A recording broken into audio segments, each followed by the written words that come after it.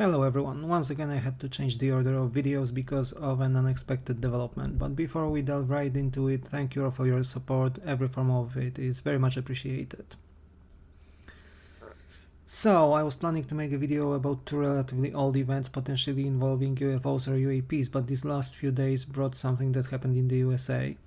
The police force across the country received, and wait for a drumroll here, a reference guide regarding UAPs issued by the Major Cities Chiefs Association dated to June this year.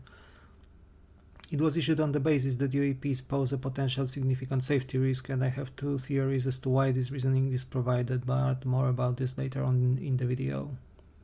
You can find the link to the full text in the comment below. We'll briefly talk about the contents. Section 1 covers UAP in the news and is accompanied by basic definitions of what UAP are, where to find more information about them, etc. The document touches upon the 2014 US Navy sightings, the 2019 USS Omaha incident, and the 2023 UAP shootdowns over the USA and Canada. Section 2 is dedicated to considerations important for the law enforcement. It talks about the fact that the UAP pose an unknown threat to public safety and national security, indicating their unknown nature and origins.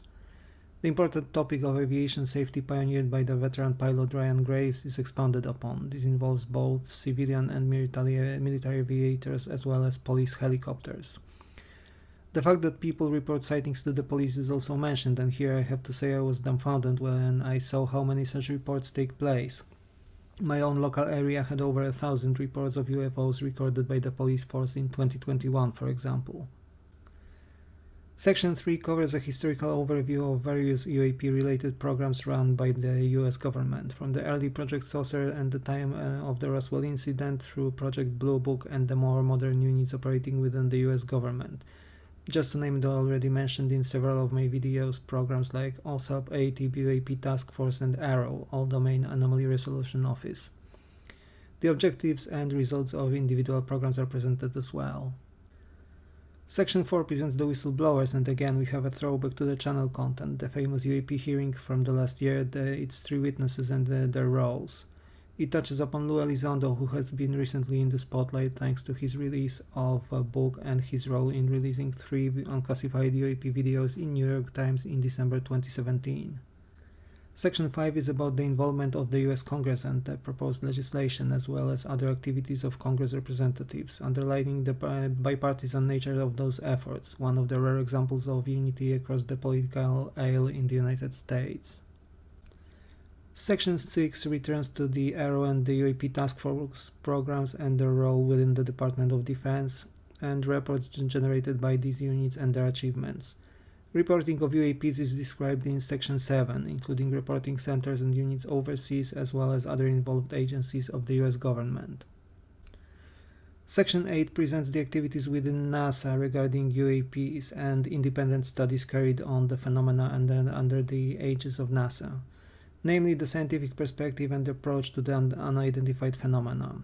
Section 9 returns to the aviation issues and the ties of Federal Aviation Administration to the issue, the past lack of official mechanisms which would allow pilots to come forth, and so on, as well as the efforts intended to change this.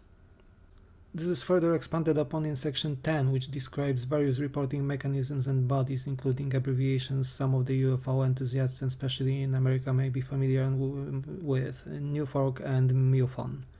Links to various such reporting mechanisms are provided in the document as well. The final Section 11 provides an overview of the key takeaways from the document and its individual sections. All that said, why was the document issued just now?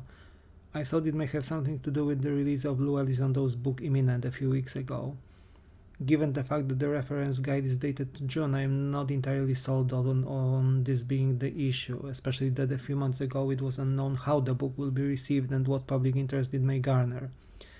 Still, insider sources operating within the Pentagon and the law enforcement forces may have been cooperating and exchanging information, including analysis of the potential fallout of said book.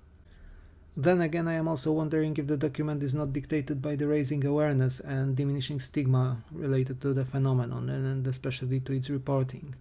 More and more people, especially pilots, come forward with their reports. We also had such events as the New Year chaos in Miami, where panic broke out in one of the shopping malls and reports of shadowy 8-foot tall alien beings circulated around in social media, giving rise to a conspiracy theory and an alleged cover-up of the incident.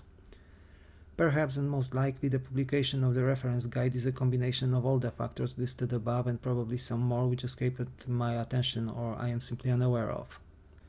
And what do you think? What could have prompted the police force to issue such a document to its personnel, and why now?